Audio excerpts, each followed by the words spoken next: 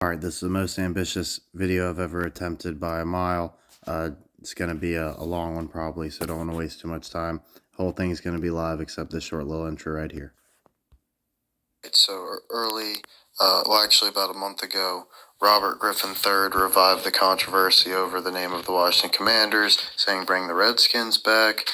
This article reminds you, like Coach told you, they were born in 32 as the Boston Braves. They had to change their name in 33 to the Redskins to avoid confusion with the Braves, so they were forced to change from the Braves. Why wouldn't they just go back to the Braves, right? Nobody's going to confuse them with the Atlanta Braves, the Milwaukee Braves. Right, so let's see. And they didn't have any pressure to change the name until FedEx acquired the naming rights to the new stadium.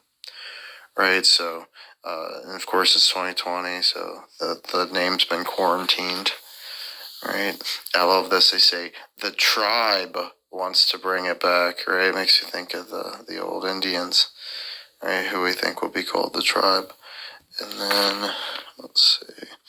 So they made them stop doing the tomahawk chop for a little bit, or stop playing the song. The fans still did it though. So they did memorialize the 6 Kansas City firefighters who died in an explosion in 1988. Reminds me of Red Right 88. Let's see. Most famous play in Kansas City Chiefs history is the 65 toss power trap. It's the only play Coach actually can think of off the top of his head that's named something. But check out who ran the play. Fake toss sweep to our boy Mike Garrett. How about that? Ran in for a touchdown. So let's see. Okay, so these are like connections from Skins players to the Chiefs-Niners Super Bowl in 2020. So the starting center, the Chiefs' 2 best cornerbacks were both former Redskins, and with a name like Fuller, I'm going to imagine he's a Hokie. Oh, there we go, right there, out of Virginia Tech. Okay, so, yep, because Coach knows about all the Fullers. He's a Hokies fan, football at least. And then he prefers ODU, but they didn't have a team for the longest time. He grew up like a Mike Vick. And then, let's see, but he roots against the Hokies when ODU plays. And then, oh yeah, and they had Kyle Shanahan, right? So, head coach.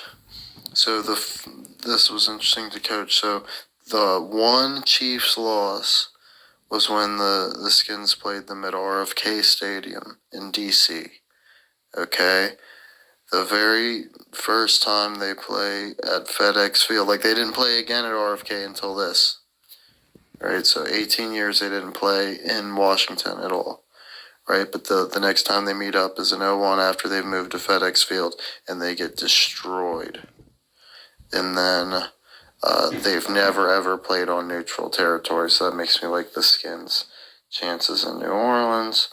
Yep, that's what I got for you. Oh, there we go. Alrighty. So Coach thought it was interesting that just this past week, we saw the Skins in a very thrilling matchup with the Saints, who are hosting the Super Bowl this year. It came down to the final play, a 2-point conversion, which the Skins had to stop, okay, in order to get the victory. I apologize, Coach is sparking up on this one. He's got some cotton candy rolled up, so just let him cook a little bit, because this is going to be a long one. All right. So Rocky Top, American country bluegrass song written by Bryant. Okay, so Bryant definitely has to be coding, right? We got Kobe and a billion others. Okay, so 1967, just as we would have expected. Give us the old 76 coding. Okay, now let's see. 97-0 vote, in case you didn't think the 76 was on point, right? That's what's going on there. Wait. House of Bryant. Okay. I see. So, it is not the official fight song, but Peyton Manning popularized the tradition when he was QB at Tennessee. So that would have been our clue at the time, like, oh, Peyton Manning's big on. Like, we wouldn't have known from his dad anyway, right? But, you know, once old Rocky Top's on the scene, we've been like, oh, we've seen enough Rocky movies to know what's going on. Okay, so let's see. Sorry about that. So Rocky Top is a town. 1798. We got our 76 and our 86 coding on that one. So 1798, that's a little further back because they didn't play baseball back then. But look, when they got to bring them up, they always find a way, right? 1891, there's the 86 again. Okay. Let's see. I see 64. I'm not too excited about that. There we go. What's the... So I was written at 67. I already knew that. 388. Room 388, dude. Give me a fucking break.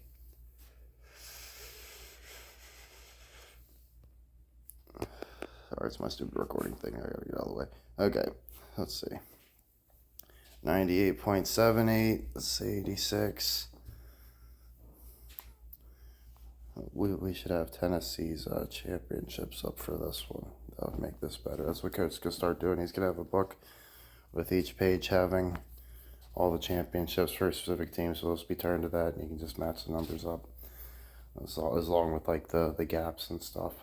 You know, so it's not just the championship numbers, but the full solve, so we know what numbers we need. Let's see. I'm sure there's a bunch here, but we don't need it. Oh, wait. I swear there was one thing that was interesting. Oh, 2.84. Thought that was interesting. But then, I was going to say, in case you didn't think that 84 meant anything, it really immediately 14,844. So that's the 84 coding both ways and a 44.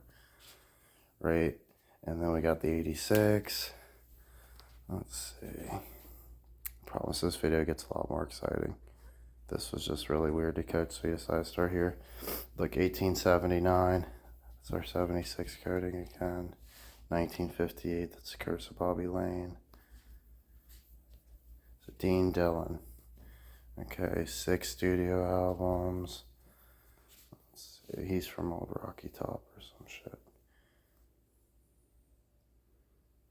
Lake City. 79, right? So we got the 76 again right there.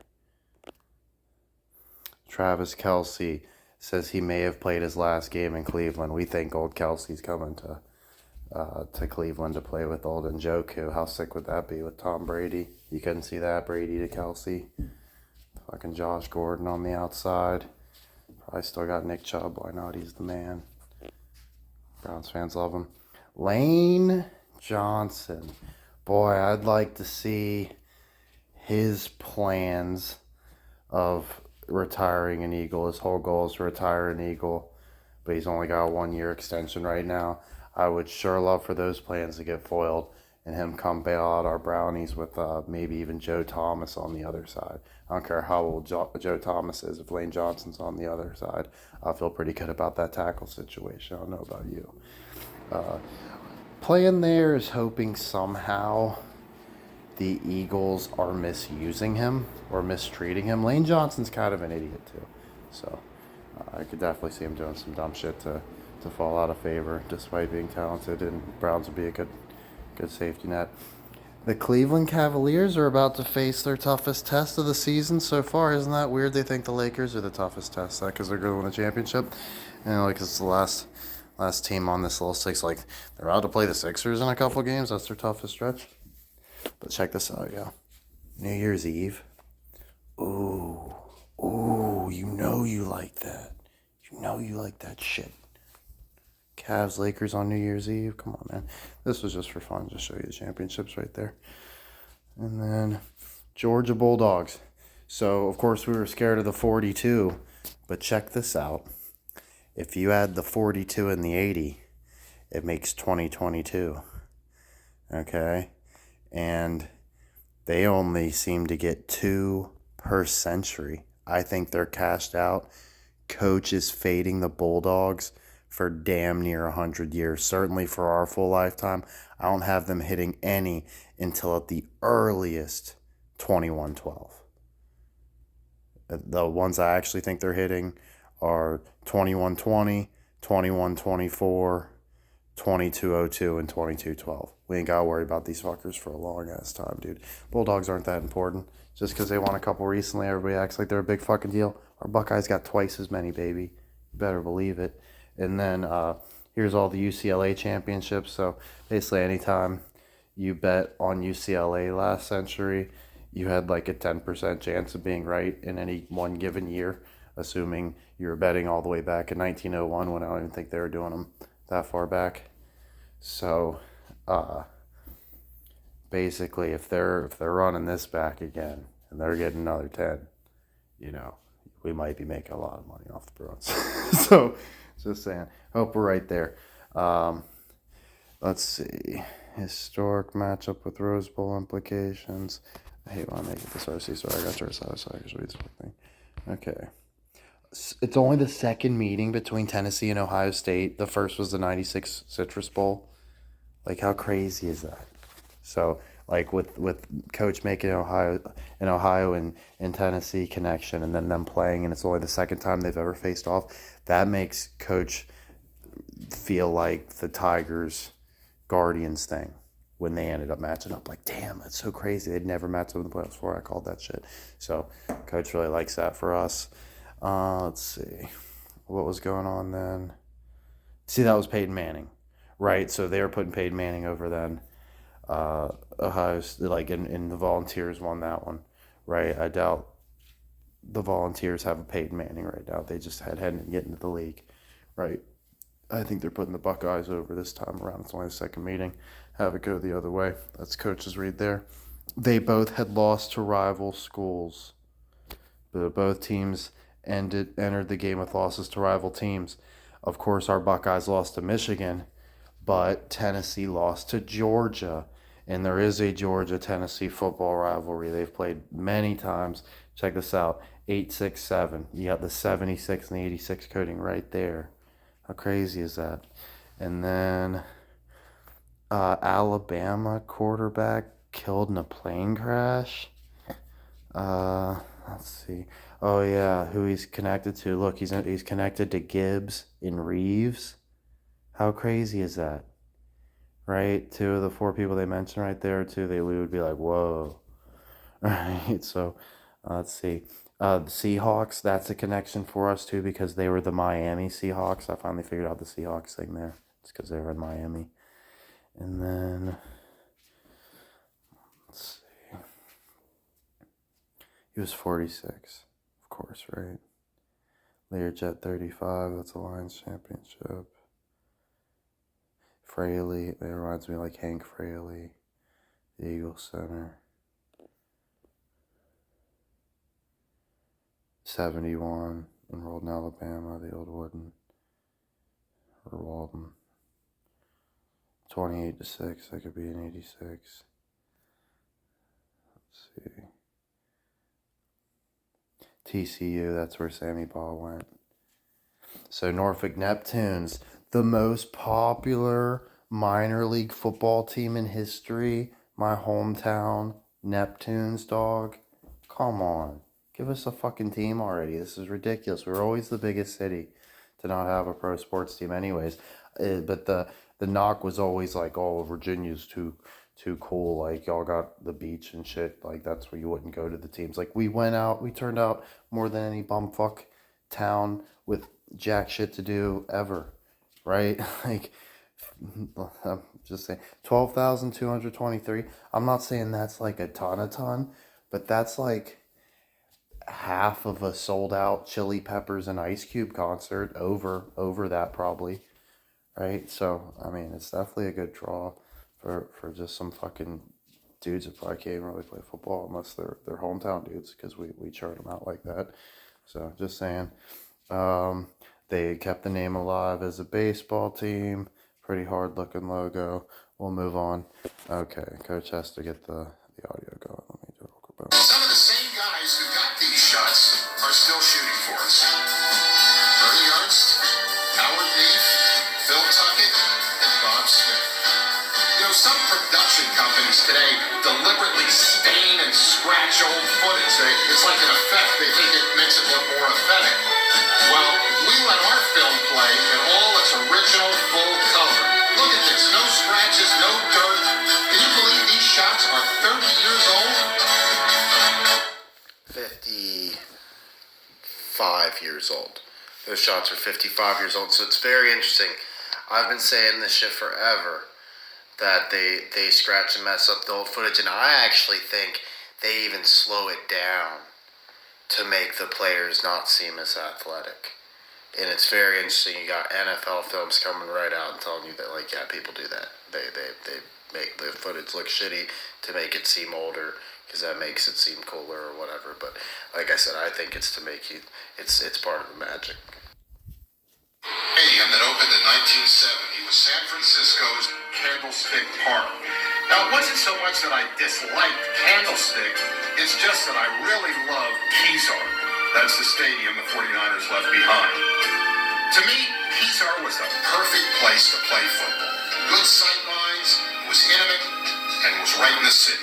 A lot like Franklin Field, where I watched the Eagles when I was a kid.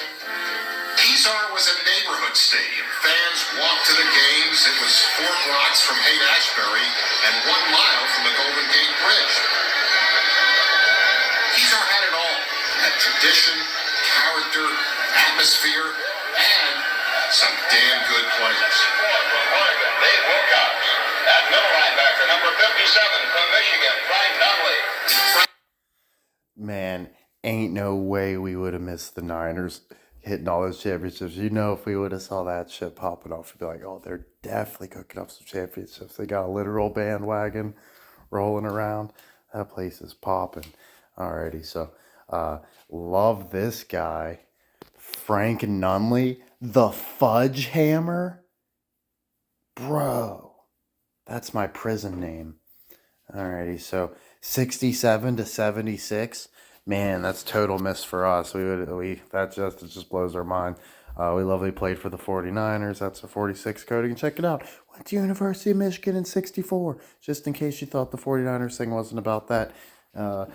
Died at 78. 87, I can't remember. I know 87 is important, but I keep forgetting who it is that hit that one. Some sort of fucking, I think it's got to be Cleveland. But, and that was right before the Pistons got going.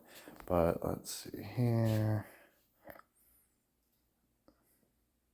Michigan Hall of Fame in 89, so it's 86 again. 67 draft. Well, yeah, we already knew that. 71, Niners too. Or 57, boom. People in the world are saying, and you have the 2% lunatic fringe. We got that 2% here all the time, you know. Coach just included that one because he sees a lot of weird stuff with tongues, and he makes him think that it's a flex, like they're not human, because there's no way he could move his tongue like that. Like, that was really weird. Watch one more time. People in the world are saying, and you have the 2% lunatic fringe. We got that 2% here all the time, you know. Yes, this was the Superfly generation. Deacon Jones told me that there was an unspoken quota that existed in the 1960s, and it limited the number of black players to 6 per team. 6 black players per team, okay. All right, Tennessee Ernie Ford, dog. Come on. Fire it up. Fire up the F-550. It's Campbell Mania time. Can't wait till next year. It's going to be so much better. But this Skins one's pretty nice too. I'm not going to lie. I'm pretty pumped about it. Way better than Stupid Chief shit last year. And then, let's see. Shotgun Boogie. Okay. So what's he giving us? Ernest Jennings Ford died in Virginia. Gotta love it. Years active, 49. Got the 46 coding. Fordtown. He was born in fucking Fordtown, Tennessee. Oh my god. Okay, let's see. Went to study classical music in Cincinnati. There's no way I didn't click on fucking Fordtown, right? Let's go again. I had to. Dude, I think I somehow did. We're gonna circle back. We're getting some Fordtown in here.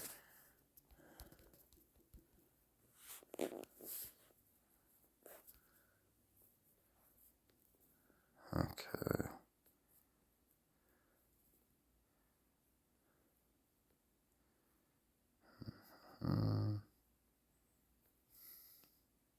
1467. Okay, so the 46 and 67 right there.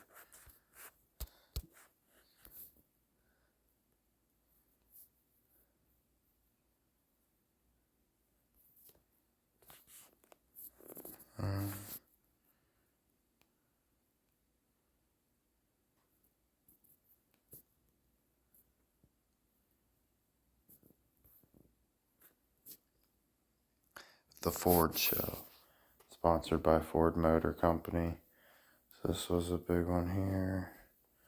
Let's see.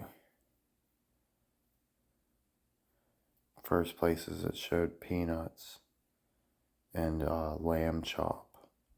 Big puppet. Check this out too. Look, he went on to work on the Bob Newhart show. Go figure, right? 76. He's with Yul Brynner. And Martin. Oh yeah, this is some Ford shit.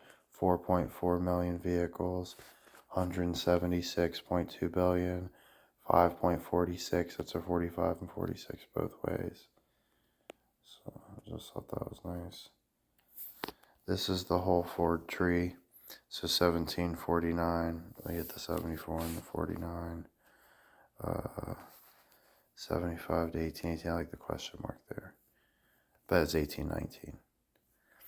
And then Rebecca Jennings, she's born in 1776. Samuel Ford, he's got a 76 for us and an 84. Jonathan Ford's got a 76 and an 864. That's our 86 and 64. We got a 47 on this one with an 84. George Ford gave us a 64 and an 86. Henry Ford, they don't want to tell us. Stephen Ford, they don't want to tell us. Let's see. 25, that's the Lions champion. Oh, wait, here we go. That's at 89. There's your 86. William Ford, nothing. Let's see. Mary gave us 1876. That's a 76. Okay. Yeah, there's some more here, anyways. 1861, that's an 86. 1863, 1947, that's a 64 and 86. 1866, 86. 1867, that's 68 and 76. 1869, that's an 86. 71, 1876. Let's see, we got 1893, that's an 86. 1896, it's an 86. 1976, 76 both ways. Let's see. We're good there. Last one's right. 1948, we got our 48 and our 46. 1949, that's 64 both ways. 1948, that's 84, 86. 1946, 46 both ways again. 1949, 46 both ways. Okay, that's just a bunch of companies that Ford owns. Let's see, Ford Theater came on TV. 1948, that's 46. 84 coding. And then, let's see.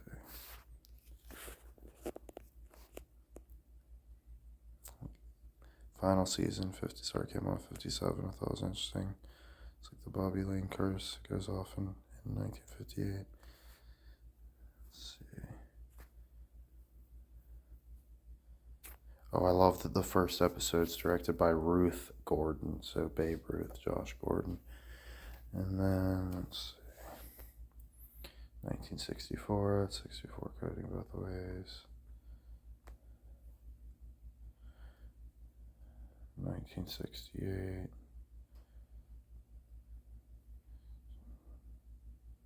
Oh, there's a Pontiac, Illinois. That's interesting. We'll tie back into that in a second. 1976, 1984. got Presidential Medal in 84. So 1994 he's in the Hall of Fame. That's our 64. 1989 it's 86.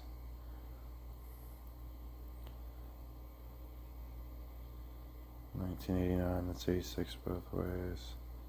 1942 that's a 64. 1989 86 both ways. Tennessee Ernie Ford show.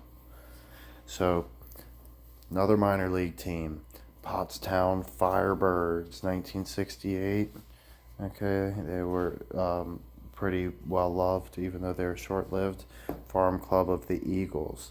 They merged with the Norfolk Neptunes and left Pottstown. Okay, they described it in the book Invincible. I want to get the book. Fuck that Wahlberg movie. The movie sucks, but the book's good. Pontiac City in Michigan. Could you see the Pontiac Firebirds, like the car? I'm thinking. So there was originally a Pontiac team. Oh wait, no, I'm sorry. Yeah, so the Firebirds, as you know, are a minor league team. I would love to see the Pontiac Firebirds as something. It doesn't have to be an NFL team. Maybe like a baseball team, minor league baseball team. That makes sense to me. Let's see. Portsmouth Spartans. This is what formed the Lions. Right, so they've eventually turned the Lions.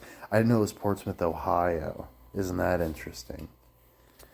And then, so this is just like the record or something. I don't know what I was doing here. Who cares? I think I screwed up there. So, I was trying to think of places maybe the Browns could reload one day. And I thought it was interesting that Brown University is in Providence, Rhode Island. They had one of the original teams, the Providence Steamrollers. And couldn't you see the Providence Browns and the Cleveland Steamrollers? Oh, even better. It doesn't even have to be, because there is the next biggest city besides Providence in Rhode Island is Cranston. The Cranston Browns. That sounds right. Cleveland just sounds shitty no matter what. You might as well just make it the Steamrollers. Just let them be the Cleveland Steamers. Like, that's who they've always been, right? So let them be the Steamers. The Steamrollers. That's coach's play. And then the Cranston Browns, like, that's a team that's about to roll off all those Super Bowls at the end of the century, in my opinion. Like put Providence on the map, yo. So that's coach's take. He likes that way better. Might be one of those things that's just too fun to happen, but that's my real prediction. We're getting the Cleveland Steamrollers and the Providence Browns before too long, before 2045, hopefully. I don't want that championship to happen in Cleveland. It'd be even funnier if like they really are just fucking Cleveland that whole time. Browns never get a championship there. So that's the ones they got way back in the day. I'm just kidding. Most likely the Browns would win that one, and then the late century ones would all go to Providence. All right, so let's see. Check out the Steamrollers. It's 25. I don't think they had a lot of information. Frank Ford Yellow Jackets, and we already know there's like an Eagles-Lions connection, right, for several reasons, but I thought that was very interesting. 1899, so that's the 86. Okay, this is the team that fucked over our beloved, God, I can't even think of the name. I know they're the Maroons. What's the fucking city? The Pottsville Maroons? You're crazy. Who the hell are the Maroons? I guess I'm going too far. I gotta go slow. So here we go. Let's do the Yellow Jackets proper first. There's gotta be something good in here. I wouldn't have done all this. Oh yeah, so a fire caused structural damage. Coach thinks that was probably a really, really nice, like, old world stadium that made our new stadiums look shitty. So they burned it down. And they probably destroyed it and just said it burned. Alright, so it's sad, but it is what it is. Let's see. 1899. Okay, there's got to be better stuff in here, but I'm trying to get further down the line.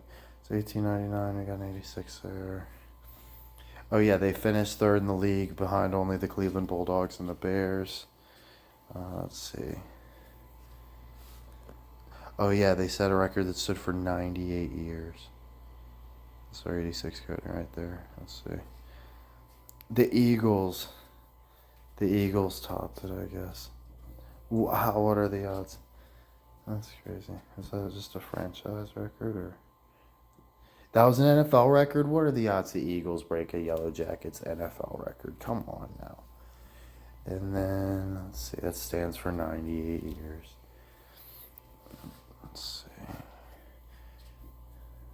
It's against the Niners.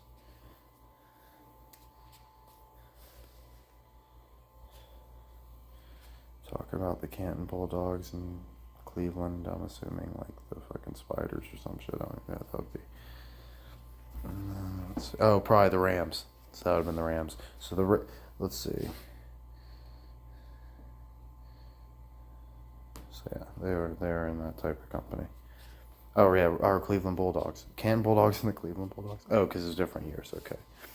And then Pottsville Maroons. Okay, so I was right. I wasn't tripping. That was Pottsville. I just got confused because then the Pottstown, whatever the hell they were, I can't remember anymore.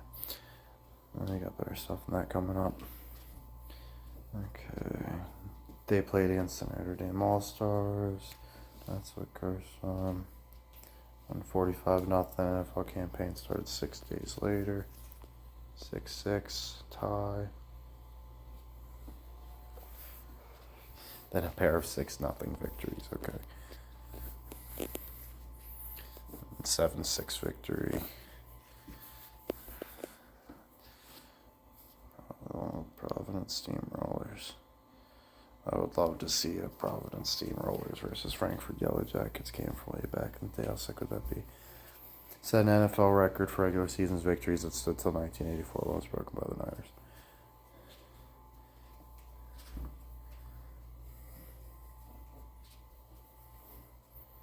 I didn't know the Yankees and the Pirates squared off way back in the day. That's pretty dope.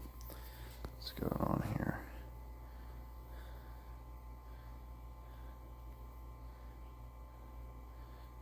The last time a Philly team would win an away game over the Bears until 99. So how long is that? 68. Get the fuck out of here. You know it was coming. 68 calendar days, just a few days short of 68 full years. 79 wins, 76, and they have 71 wins, most by any defunct NFL team, so they got the wooden. And then, so I think the Yellow Jackets come back. I also thought it was interesting, so it's like the Georgia Tech Yellow Jackets and Megatron being the best skill position player for the Lions since Barry Sanders. In the Baker Bowl, so we got Baker Mayfield. More Bakers coming up soon. Spoiler alert. Let's see.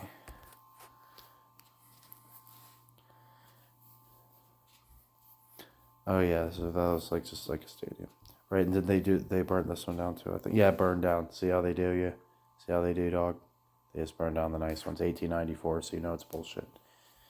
86 and 64 coding, just like that. And then let's see.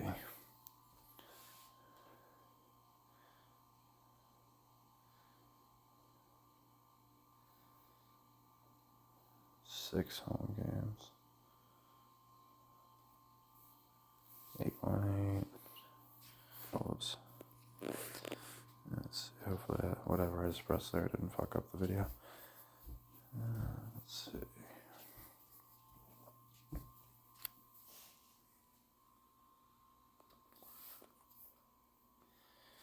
Named after the Eagles after the New Deal. Yeah, I was like, how's the Yellow Jackets after the New Deal? Okay. 292 palindrome.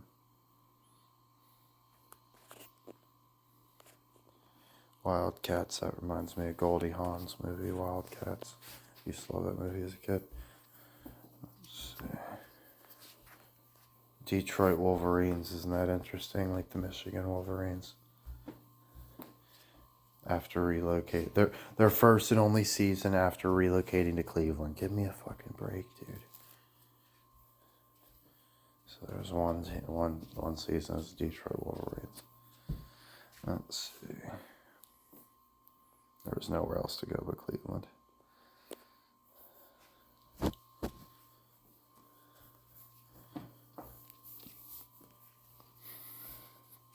Six-day stretch.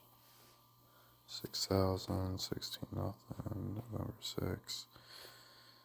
Let's see. Stapleton's.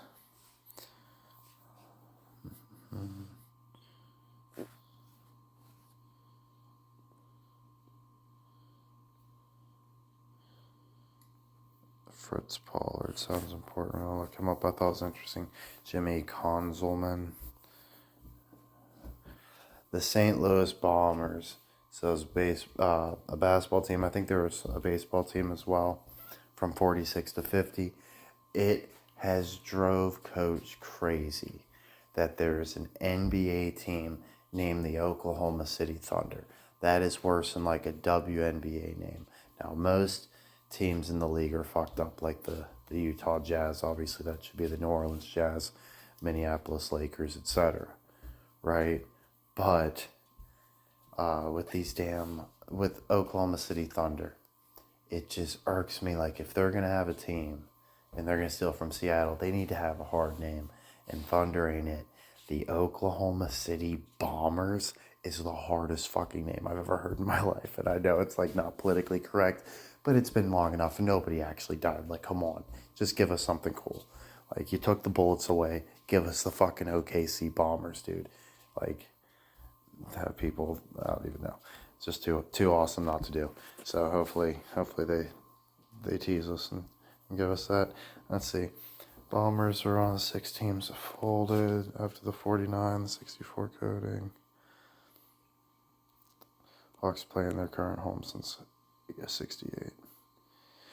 Oh, I don't know if I mentioned this, but the 1918 curse and like the 1908 stuff with the Cubs, we drop 1s and 0s. Those are 86s. I don't know how Coach didn't notice that before. Or if he did, he probably didn't bring it up. But yeah, there's that. And then they kept the Bombers' name alive with the rugby team too. Holds, steps up, Huntley, sacks, T.J. Watt.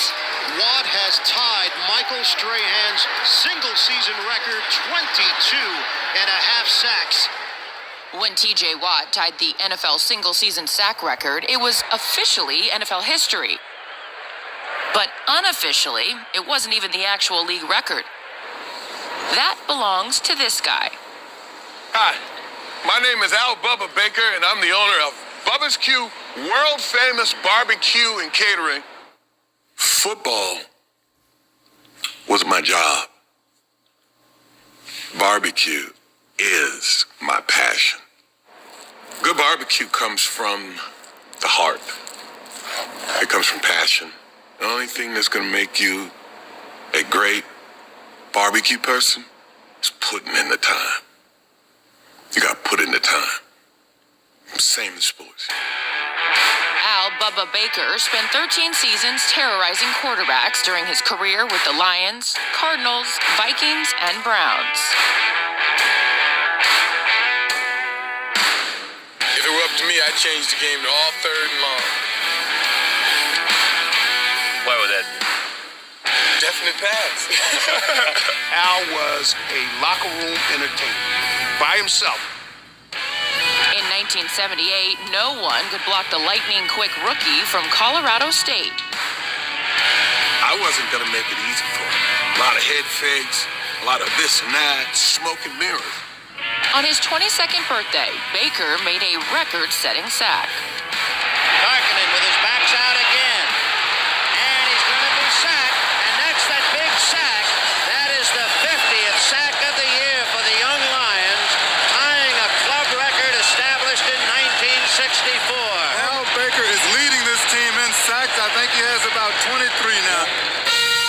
By taking down Fran Tarkenton, Baker had also amassed more sacks in a season than any NFL player before or since, but no one knew it at the time. So sacks were unofficial till 1982. Everybody was keeping sack stats in the late 70s. The teams were keeping them. Some of the teams didn't count it as half a sack if 2 guys got the quarterback. Coy Bacon, the Bengals published as having 26 sacks in 1976. Well, he didn't. That's because he got a full sack every time one was shared. Baker's sensational 1978 was good for first-team All-Pro honors, but not a place in the NFL record books. So he has this beginning of a great career, and he gets no credit for it. Let's face it, I have been null and void. My name didn't even come up.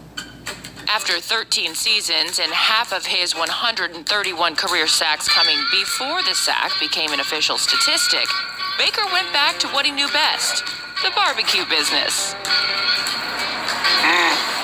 Barbecue's 24/7. That is his life. That became my life. Everything that I learned was learned through him, and it was all taught through a lesson of barbecue. He left behind football, and he just started being a great businessman. It's the same. These are skills that I honed. I've been conditioned for business. I just transferred it and brought it over. We, the Bakers, invented the boneless rib. Baker's business success landed him on Shark Tank, and when football historians Nick Webster and John Turney's 20 years of sack research confirmed his 1978 single-season total, Baker's football achievements hit primetime as well. There was one game where there was a half sack off. So he either had 22 and a half or 23. Go to the film. You can see on the film, Bubba makes the sack, and a linebacker jumps on his back after they're down on the ground. So, 23 is the number. ProFootballReference.com adopted the findings and established two lists of single-season sack leaders, finally cementing Baker's status as the all-time leader. I know I cried. I do remember. I mean, I'm not even embarrassed to say that. I was like, what? The sack record now belongs to the immortal Al Baker. It went from me thinking, wow, they finally acknowledged it, until the NFL came back and made an announcement about 4 days later, unofficially, he has 23. And so I was kind of taken aback by it, and then my wife helped me understand it. She said, yeah, but now you're in the conversation. The conversation led to Baker's inclusion in the NFL's 100 Sack Club, making him one of just 62 men in NFL history to hit the century mark. Being in the 100 Sack Club is a body of work. It's the legacy that you're leaving not only on your team, but the impact that you've had on the league. Being in the room with these guys, I think that was one of the highest points ever, the 100 Sack Club. And I was in it. It's like, yo, daddy can't get you in this club. I don't care who you are, huh? Like good barbecue, making history takes patience and confidence in the process. For Al Baker, that's been a recipe for success, official or not. Isn't that interesting? So, especially makes me think of like when Strahan got his sack record. It felt extremely manufactured, and it got a lot of criticism because people thought that Favre took a dive, and there was some weird coincidence, like it was his first and last sack were both against Favre or something like that. So people were kind of hip to that one, and it was a pretty obviously like lame sack, like he just went down, he didn't want to get hit or whatever. So it just shows that Strahan's a fucking dork. Yeah, that's why he's always been made a clown on the talk shows and stuff. He's not actually like a legend, like the real legends, like Concrete Charlie, Chuck Bednarik. They're not being paraded around all the time. Like, maybe they'll get put a guy on there or something that's got like a couple Super Bowl rings, like Terry Bradshaw, but he's not like known as one of like the all-time great quarterbacks, right? Like he's one of the greats in that team's history, but he's not the reason they won. Okay, so Al Baker, Bubba, he has a barbecue chain, as you saw, played college for the Rams, Colorado State. The coach doesn't love there's another college called the Rams, but of course there's going to be. But I'm not worried about Colorado getting another team. I think Richmond's getting the Rams for sure. And then he was born. He's currently 68 years old. He just turned 68, dude. This dude just turned 68. Are you hearing me? I'm just saying. Keep an eye on my man. Oh, Bubba. Might be going down soon. And then let's see.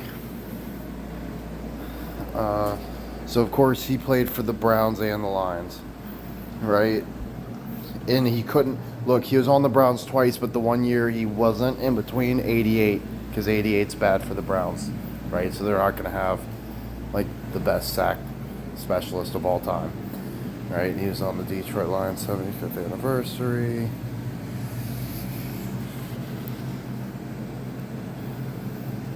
Started 66 of 67 games.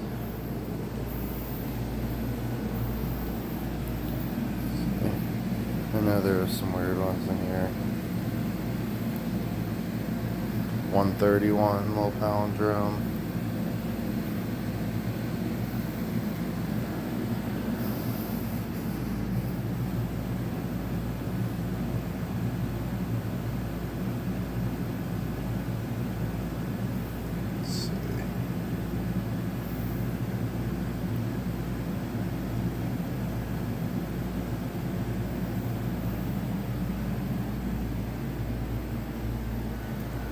So isn't it interesting that old Bubba here, Washington.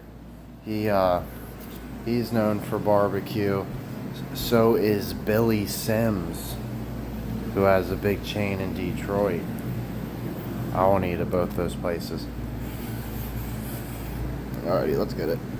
Washington rebounded in 45, winning the East on the strength of a defense that posted 3 shutouts.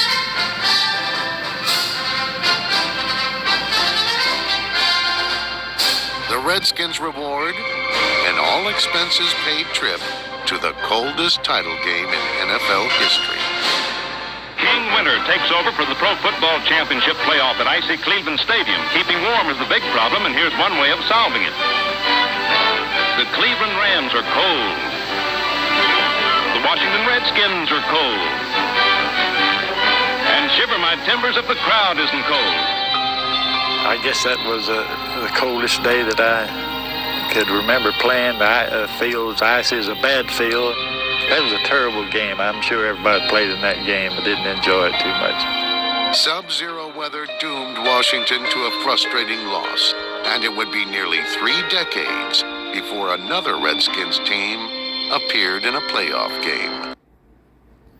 Okay, so the Skins get over the hump finally in their early history, and the reward is to play the coldest game ever in NFL history, and it's in Cleveland. Seen by fans when the Redskins became the first NFL team to broadcast all its games on television. So the Skins were the first team to broadcast all their games on television. Oh yeah, I wanted to tell you, so like, why is Coach like kind of burnt out on this one?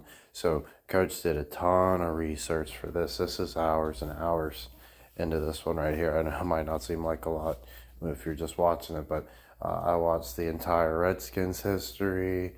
I watched the entire Cleveland Browns history, and that was like 5 hours just right there. I watched all about Pottsville, obviously, Pottstown. You know, obviously I was looking into a lot of those minor league teams. Coach read 2 whole books. One of them sucked. The Slaughterhouse one, we're not even going to bring that up. But Coach read the Loneliest Lions fan, the 60 Years of Misery or whatever. It was pretty decent, right? So Coach has read 7, but only 6 that we're going to do reports on. We already did 1, so Coach owes you 5 books. And then, let's see. Who the hell is this? I really cut off the name. What the hell's wrong with me? Well, this gotta be the Skins coach. Oh, is this Lombardi? Fordham. Oh yeah, this is Lombardi. Okay, so Vince Lombardi. So he coached at Fordham. And then for the Giants, then Packers, and closed out with the Skins. And then, let's see. They go under the Oh, I'm getting confused here. I didn't mean to put this in, I don't even think.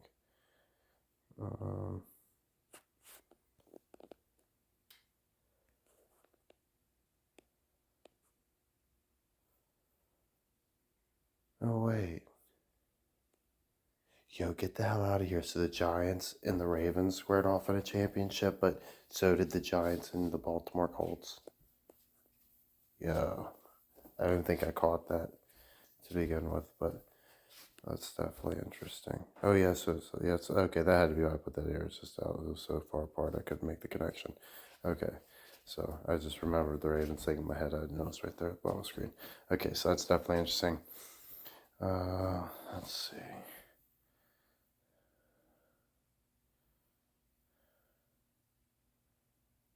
Roosevelt Brown.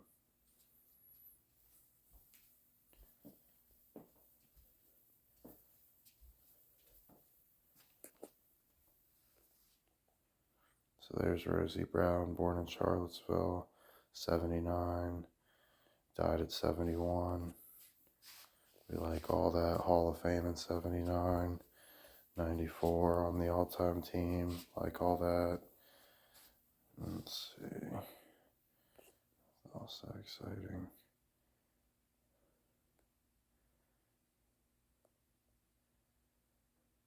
Died in Columbus section of Mansfield in Jersey. This is in Jersey, but it was in the Columbus section. Oh, why isn't that making noise? Or did you lose? Williams' first major move was the hiring of a new head coach. His choice, the winningest quarterback in pro football history, Otto Graham. Well, you know, I'm not a very conservative coach. I believe football should be fun for me as the coach, and also fun for the players, and fun for the fans. I can promise you we'll play very exciting, aggressive football. Under Otto, the Redskins boasted the league's best passing attack. Sonny Jurgensen now had a new target, number 87, Jerry Smith, who set an NFL record with 60 career touchdowns, the most ever by a tight end. But Graham never could fix the problems on the other side of the ball. The porous Redskins defense gave up nearly as many points as the offense scored. Let's go back this half and let's play smart football. I know you're playing with your heart, but take smart football. Now go out there and think, and let's rack them up. Come on, let's go. Unfortunately for me, we couldn't stop anybody. We could score 42 points and lose. Coach, I remember playing the Giants one day, and it's 49-41, and I asked Sam Huff, I said, how many points do we have to get to win a football game? He said, keep getting them, keep getting them. Don't let up now. And the score now goes to the Redskins 72, the Giants 41. Most points ever scored by two teams in one game in the NFL. What I would say one of the most explosive offenses in NFL history, and that's how the Redskins were able to draw fans. 1966, they started selling out DC Stadium, and to this day, they've sold out every home game. It was a funny team. They had great marquee players, but they just had a lot of holes. I mean, defensively, they weren't real strong. They didn't run the ball particularly well. They were pretty much just a passing team. Very exciting team, great to watch, but they never got over 500. The Redskins had now gone 14 straight years without a winning season, and in the summer of 1969, they lost the face of the franchise. Controversial owner George Preston Marshall died at the age of 72. As one NFL icon departed Washington, another arrived in legendary coach Vince Lombardi. This is the proudest moment of my life with the Redskins to present to you for this conference, Vince Lombardi. In spite of what some of you may think, I can't walk across the Potomac even when it's frozen. When do you expect to have a winner? The first year, the second? I'd like to have a winner the first year, if possible. I think he needed that challenge. He thought, hey, I've done it all. I've won 3 world championships in a row. I brought this team to prominence. Now it's time to turn it over to somebody else. And I think he thought it was time to give it up, but it really wasn't. I knew him from the New York days, and I knew him from competing against him that there was no finer coach in football than Lombardi. I didn't play in 1968, but when he came out of retirement in 1969, I wanted to come back with Lombardi and be a player coach. And I knew that what he could do was change the mental attitude of a football team. He did it when he went to Green Bay. I knew he'd do it in Washington, and I wanted to be a part of it. Lombardi would also have to win the confidence of the Redskins' talented but mischievous quarterback. I didn't break curfew with him because he was the only coach that I ever played for that never mentioned my weight. And it was very understandable because the first practice we ever had, he almost killed me with exercises. He knew I would be in shape. He didn't have to mention my weight or anything. He knew that he was going to condition me. Jurgensen finally got some help on the ground with the arrival of 8th round draft pick Larry Brown, number 43. Lombardi made certain that Brown's hearing disability would not hold back the eventual NFL Rookie of the Year. Vince Lombardi had already concluded that I had some sort of hearing impairment, and the day that hearing aid was installed in my helmet, he went to one side of the room and asked me to put the helmet on and go to the other side of the room, and he said, "Larry, can you hear me?" And I said, "Coach, I've never had any problems hearing you." The entire team appeared to get the message. The 69 Redskins finished at 7-5-2, their first winning record since 1955.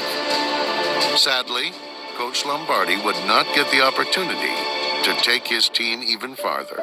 I remember him calling upon our trainer many, many times in 1969 because he was having pain and stomach discomfort. And he would call Joe Cuso, who was our trainer with the Redskins, and say, "Joe, get me some of that Digel, get something for my stomach." But I firmly believe that he had possibly the beginning of that cancer in 1969. But Coach Lombardi, as most of us remember, had this thing about pain. In fact, he used to talk to his players. Pain was always in your mind, and he wanted you to play with injuries. And I think part of that philosophy, he believed in it himself. So as a result, he did not have himself checked for this discomfort in 1969. I believe the cancer was growing, and when they opened him up in 1970 in June, it was too late.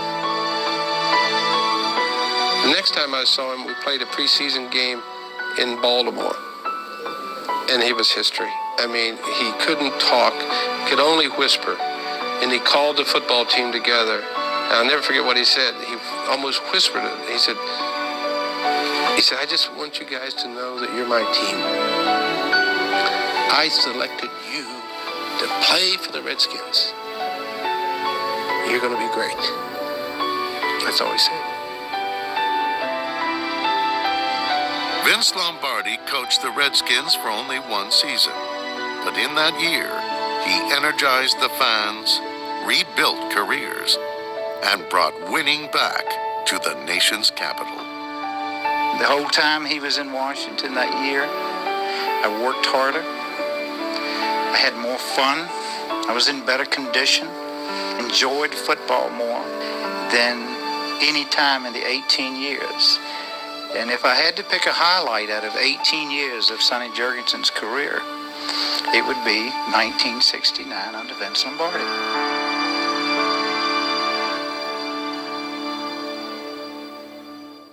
Alrighty. Tragedy struck the Washington Redskins in 1970, right on the eve of our season opener. Death took Vince Lombardi away from us. And we went through a thoroughly disappointing and very frustrating season. At the end of it, I admit that I was in the depths of despair. We had gone through another losing season. And for a fleeting moment, I thought of giving it up. But I couldn't. I couldn't quit as a loser. I had to turn once again and try to go out and get Washington a winner. There was only one place to go in my mind, and that was west for George Allen. Man, today starts a new era as far as the Washington Redskins are concerned. And man, I think we're going to have a great season. And are we going to surprise some people? When Allen first came here in 1971, he basically incorporated the same philosophy with the Redskins as he had used with the Rams, but actually took it one step further. He traded draft picks like they were a deck of cards. The guy that I would like to have from the Rams, I don't know whether they'd trade him, would be... It's because he just disliked rookies. He didn't trust them. He traded 7 draft picks and a veteran linebacker named Marlon McKeever to the Rams for 6 players, including the Rams starting linebacker core. And they played under the moniker of the Ramskins. You know, if we get all the guys, the new guys, there's only about 3 Redskins left.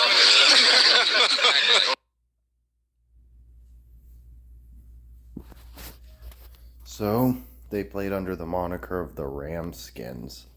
So we got some Ramskins connections there. And well, we got Joe Washington. I thought that was interesting. I laugh anytime I see someone named Washington on the Washington Redskins or Cleveland. On a Cleveland team, he was drafted in 76. See, Baltimore Colts, we got connection there. 1979 selections for 76 coding again. Traded to Detroit Lions. We like that. Let's see. 884. Sorry, 84. 1978. That's 76 coding. Of course, the whole 70s would be. And then, let's see.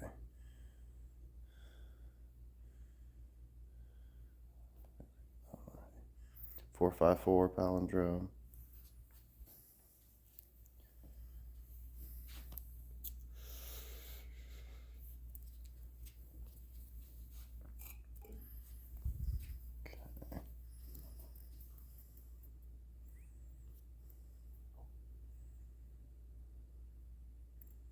So Reagan's.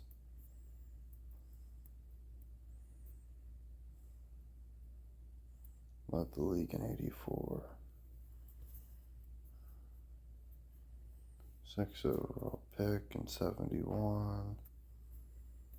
Let's join the Skins and played them for 76, 79, left in 80, then came back.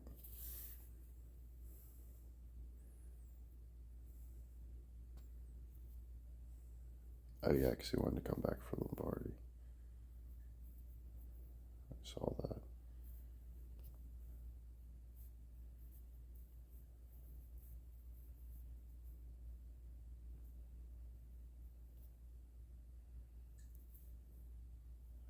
Four yards, 242 palindrome. This is 4:30 in the morning, by the way, is why I'm not as fresh as I usually am. I'm just skipping whole slides. I probably had like 10 things I wanted to point out. Let's see, beat the Rams. 144 points. Left the league in tees and 84, 161 points, palindrome, 144 points. Oldest player to go over 1,000 yards in 84.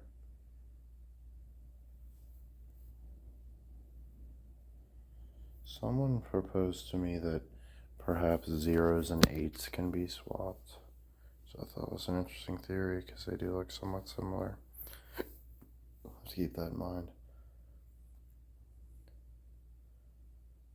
Oh yeah, first to do it since Jim Brown reached the milestone in 65.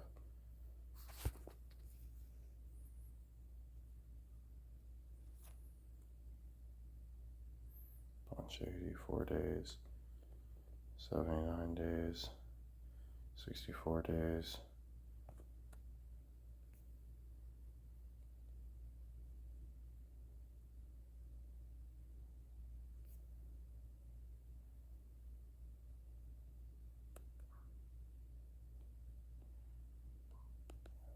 Maybe stuff I wanted to say about all this shit.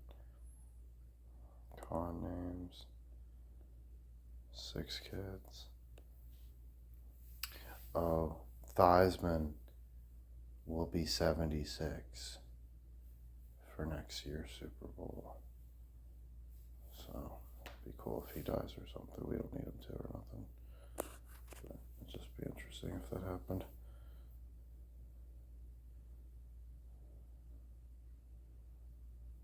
$44.11. He had something that was really interesting to me. This is 244 again. Oh, look, 1,157 yards and completed 157 passes. Yeah, right.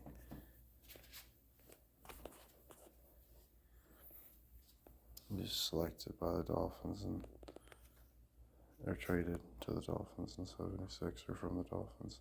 Oh yeah, he was no, he couldn't have been Marino's backup quarterback. It was somebody else I'm thinking. Oh, that's who the Lions got. The Lions got Marino's backup.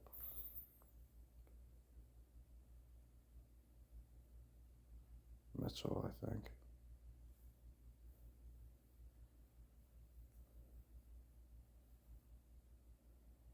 So he led them to their first championship game in 40 years against the Dolphins in the Super Bowl.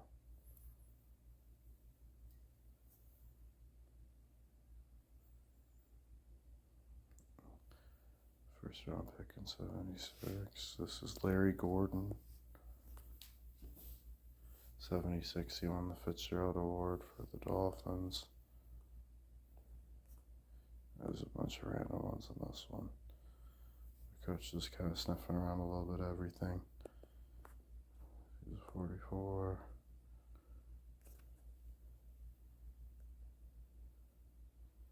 Oh yeah, they made a big deal about Theismann's injury in the blind side. I forgot about that.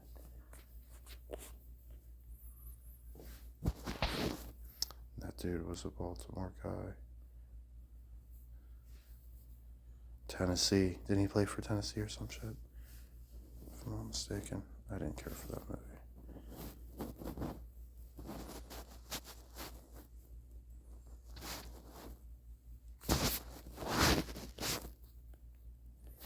I'm telling you, of all the funny storylines, Coach wants to see the water boy in real life, like for real.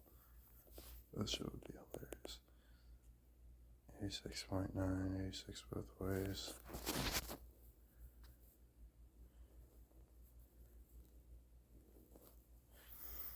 Oh yeah, Alex Smith. 199 and 109 touchdowns.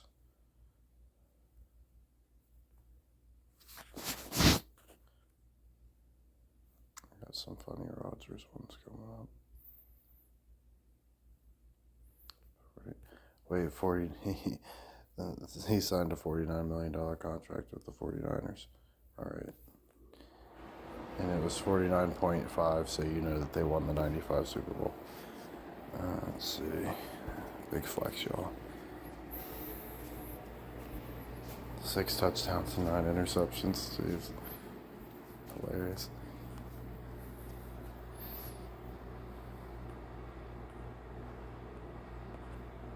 Okay. 16 touchdowns, 16 picks. Okay.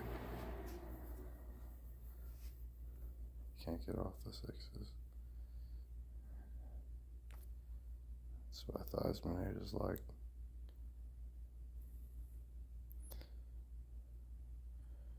Placed by Lions and Rams coordinator Mike Martz, MMU. Oh, it was against the Bucks. Against the Bucks. No, there you go.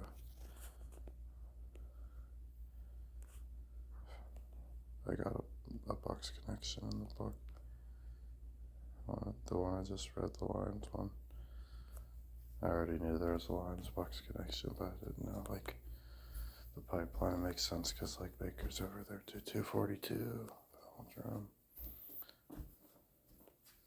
Beat the Lions. 6 games. 7 offensive coordinators, 17 different starting wide receivers in the span of 7 seasons. Where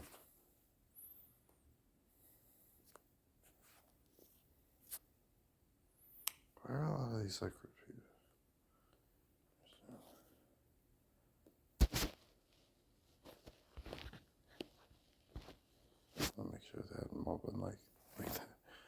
so 31, 44. League high 44 times.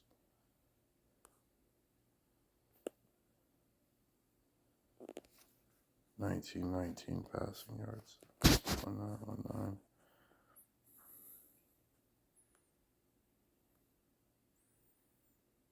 46 and 57, 45, 44. Those are all numbers we like.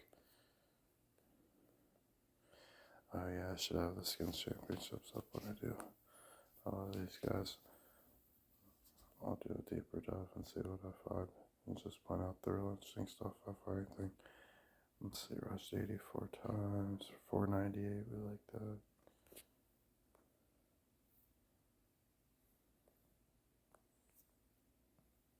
$368.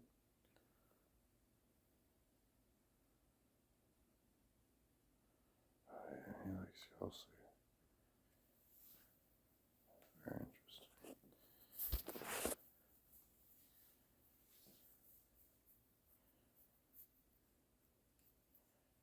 I need to look at the Skins roster and see some guys we can pick off of them for our Cleveland Browns next year. $94 million contract, 64. 17 surgeries. He had all those 7s and 17 coordinators, blah, blah, blah. Oh, yeah, 17's huge. That's like the Browns streaks and stuff, and that's how long Harbaugh's been coordinator for the Ravens and stuff.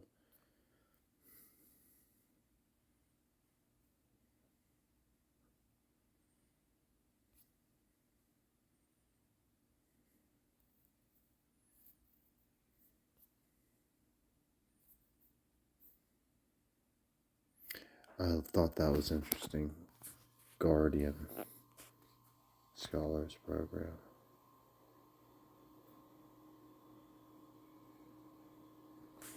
Where the hell is Alex from? Oh, I had to put that down. Oh, that guy, I got that bigger.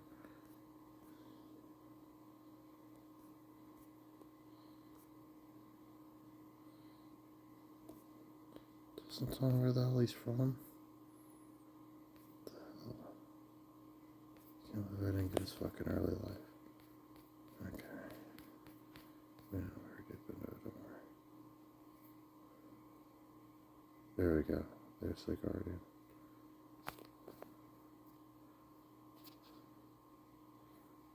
Look up where old Alex Smith is from.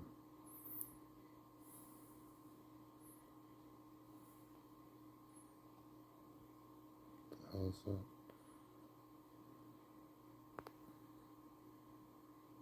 Oh, hell breaks loose without OSU loses.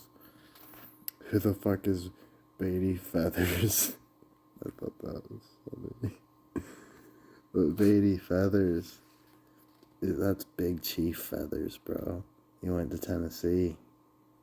Gotta like that. He played hoops there too. Number 48, so you know he's legit with the 44 too. From Virginia. Yeah, you already know I played for the fucking Dodgers. Boss.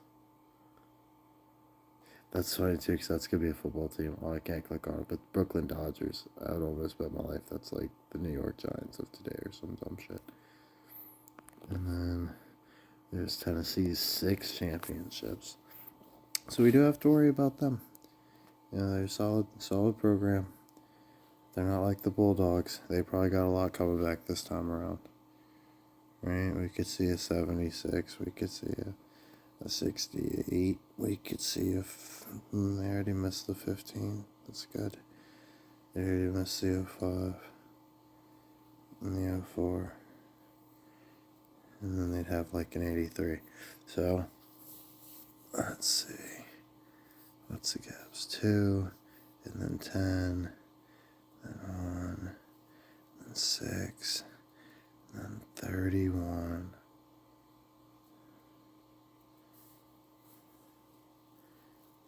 31 years from 98 would be 29. Yeah. I'm not sure what to to make these guys quite yet, but like I said, there's nothing that screams it's their time for me right now.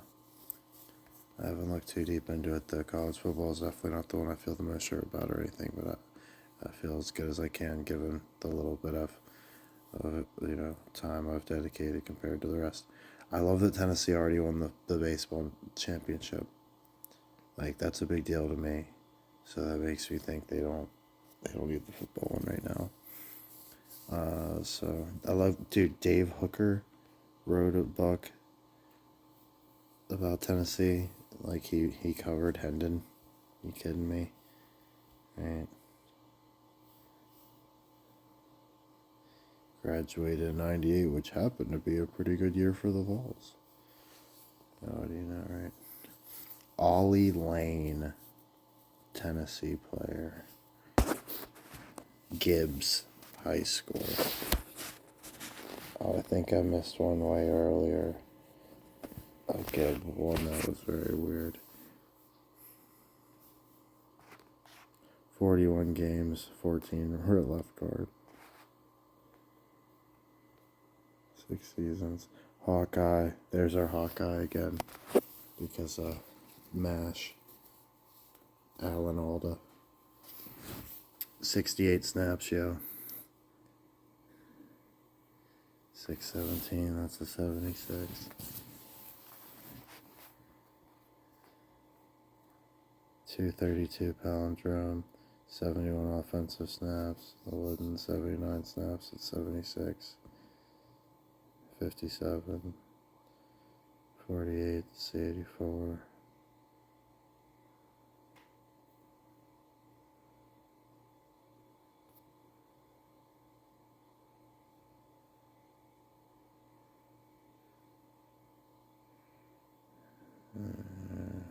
Okay. 46 there, whatever. And then full name is Oliver Trent Lane. Trenton Lane, that's both names from Daria, right? Isn't that, yeah, aren't Trenton Lane brother and sister on Daria? And you got cousin Oliver from the Brady Bunch, Mr. Oliver Twist. Oh, this is what dude, is this a joke? Are you fucking for real? Why did I even bother making this corny joke so I could just bring up what they try to tell you is real? He's a distant relative of William Wallace, Mel Gibson's character in Braveheart. To me, that's telling me it's somehow related to Mel Gibson. Like, that's so ridiculous. Oh, look, shit. Damn it. Hannah Ford. Okay. So this chick accused her boyfriend of beating her. I probably should have not said that. Lane tried to do the bad stuff. August 8th. That's 8/8. Let's see that's too dicey. I just want to show he's throwing up the horns with some goofy face. Like, only one eye's like even kind of open. Okay, here we go. Let's get this one on. Marshall found much better use for his money when he convinced the nation's top college player to join the Redskins in Washington. One passing thread is slinging Sammy Ball, who made history at Texas Christian University. This is the grip, with fingers spread wide, that gives the maximum control in passing. Sammy spots the receiver as he draws the ball back behind his ear and lets it fly. It was an incredible break in timing for a guy like Sammy Baugh to join the Redskins at a time when they were just starting out in the Washington market. This guy was a guy who changed football with the way he threw the ball. And Marshall was at least smart enough with his limited football knowledge to realize that he needed a quarterback like that if he was going to sell tickets and if he was going to be successful. So this happened before Autogram / Vince Lombardi. They happen to get the most exciting quarterback in the whole league, like the first modern quarterback, the OG even before Otto Graham. Like, Otto Graham did it better, but Sammy Baugh kind of had the idea, right? Like, let's throw it like this, right? And so the deal is, if you know, they used to only throw long. They wouldn't throw short passes because an incomplete pass was a turnover. So they'd throw it deep, so if it hit the ground, it's like, oh, it was a punt, you know. So that really puts into perspective how good, like, Otto Graham and those guys were, that they were playing to where if they pass and it hits the ground, it's a fucking turnover. Let's see. 44. Paul Brown offered him $7,500 contract. 45, he would be coaching in Cleveland. Had to be something interesting here that I'm missing. Oh, yeah. Dude, fucking Otto Graham was drafted by the Lions. Come on, man. Come on. But the war stopped it. What a twist of fate. So, the Skins have played the Rams 4 times as St. Louis, LA, and Cleveland. They have not played the modern LA Rams. They played the old LA Rams. But they've beaten them in the 2 most recent meetings. And I think they still own them. So I kind of like the Rams getting in the Skins stomping them again, but that seems kind of weak. And I don't see how the Skins can pull that off unless the Rams somehow win the division. I haven't really checked in on them. But I think there's probably better matchups out there. But just saying, I'm definitely not scared of the Rams. They have to match up there. And the Stafford connection's interesting. Yeah, I just turned out in case you missed the Theismann as in Heisman. And then Grover, Cleveland, Alexander. Was a pitcher. What a joke, right? He's in the Hall of Fame. Of course he is. Just for his name alone. Let's see. Dave Bancroft. I bought a book on this guy. He's called like the most unlikeliest Hall of Famer. And they called him the Beauty or something lame. But he played for the Boston Braves.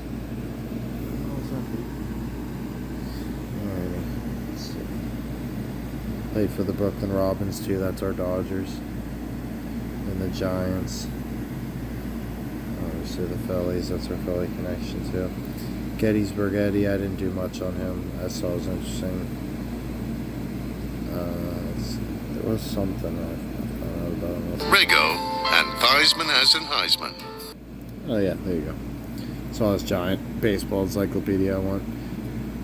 So Billy Sims and Al Baker. So isn't it crazy that Billy Sims has like a huge barbecue chain in Detroit and Baker's going in Cleveland? I think I mentioned that already, but just in case. There's them together. Similarity 75%. Oh shit, we don't know all that. So this is Lomas Brown, Lions legend from Miami. You wouldn't want it any other way. Number 76 and 75. He's the best. I need to get more on Lomas. We're going to circle back to him. Same with Chase Utley. There's an Utley who died, who was a legend for the Lions. I think he like died on the field or something. They wore their patches on the helmets and they got the shit beat out of them by the Redskins, I'm pretty sure. Something like that. Let's see. 16 seasons, 6-time All-Star. This coach has the most wins and losses in Detroit history. 67 wins, 71 losses. We like both of those. Oh yeah, he's gonna be, dude, the longest like tenured Lions coach ever is gonna be 86 right before next year's Super Bowl. Get the fuck out of here, right? Isn't that wild?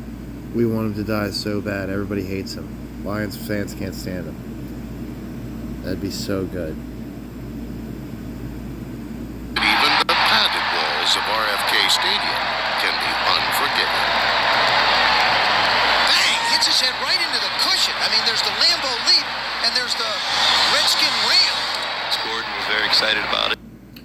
The Redskin Ram, and Gordon was really excited about it. Now, coach has not been able to figure out who the hell Gordon is in this scenario. Skins and Gordon isn't bringing up anything. But here's Gordon Kelly. He played for Georgia and the Niners and the Skins. Okay, this actually, no. The reason I think it was this guy is I thought this guy played too late. That might actually have been it. I should have looked further into him. So Gordon Kelly. I'm going to screenshot it. Bond. The name is Bond. Gordon Bond. Skins listed as top playing spot for Gordon. Yeah, right. Blah, blah, blah. Way back in the day. Not way back. A couple years ago. Marcus Cornelius Washington, another Skins player named Washington. I thought it was interesting. He recovers a fumble and then fumbles it away in the same play.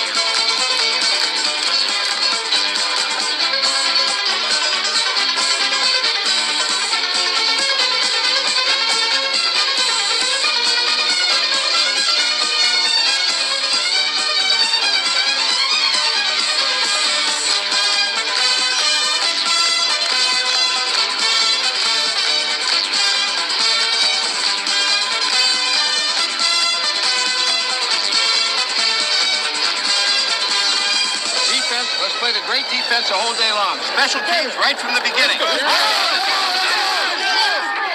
We busted our. We've worked harder than anybody to get here. Nobody can beat us in a team, and it's worth $70,000 and a big ring. Thought it was interesting. Shoal on the back of the jersey for a Shola team, and then Lank Ford. Let's see. Oh, tell me it's not about time these Skins get slopped off. Slop these hogs off, like they're or fry them up for some bacon. They're fat enough. Like they've definitely been stewing a while. They've been rolling around in the mud. They're ready to get slapped. Goes to slap happy. I'm so tired.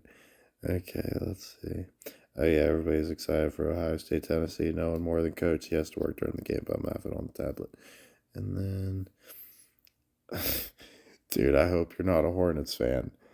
They have apologized for appearing to gift a PlayStation 5 to a child during an on-court skit, only to later take it back from him off camera. Oh my God, if the Lions had some story like this in the playoffs next year, I would drop dead on the spot of like just dread. I would know there's no way my bets are hitting. That is not what you want. So the Hornets are done, so not that anybody's banking on them, but it's just funny they make it that obvious. Like the Hornets can't afford one PS5. I think it's just to make you buy stupid Sony's. PS5s are garbage. You couldn't give one away to me. I'd still play my PS4. 89-year-old Holocaust survivor sings national anthem at MLB game. Actually, like PS3 better anyways. So here's all the ones coaches read up to this point. I gave you the false start one. I still got to tell you about curses. Why Cleveland sports fans deserve to be miserable. Things I've learned from watching the Browns. Weird moments in Cleveland sports. The loneliest Lions fan. 60 years of misery. And then hidden history of Cleveland sports. So we got to get all those. Let's see. Jaden Daniels voted Rookie of the Week for his performance in the Superdome. Maybe this is gonna be him winning it. I wish I knew what his middle name was. Maybe we'll find out after the Super Bowl. It's fucking Ford or some shit, or Garrett. Let's see. This is Coach's favorite bet. I would max this one out, which I'm going to on a different account. But this would be, so what that cost you? We'll say 3 times. So this would be like $6-7 to max this one out. This is one Coach really feels like is gonna hit. And oh my God, I didn't even realize like how good this is for us. If this is so much better than if it was Lions Browns now. If things go to plan, just up to like even just this right here. Obviously a bunch of other combinations of things, but like, if Coach is sitting good by the World Series, dude, Coach go to the fucking Super Bowl. We could have the most cursed sports show period live at the fucking Super Bowl. Right? Like, and going to Canton and Coopersville, all that sort of shit. Like, right on cue, the parades, whatever we want to do. Eating Bubba's barbecue and Billy Sims. So, just saying. Okay, this is the stuff. So we're good. I appreciate you sticking around this long.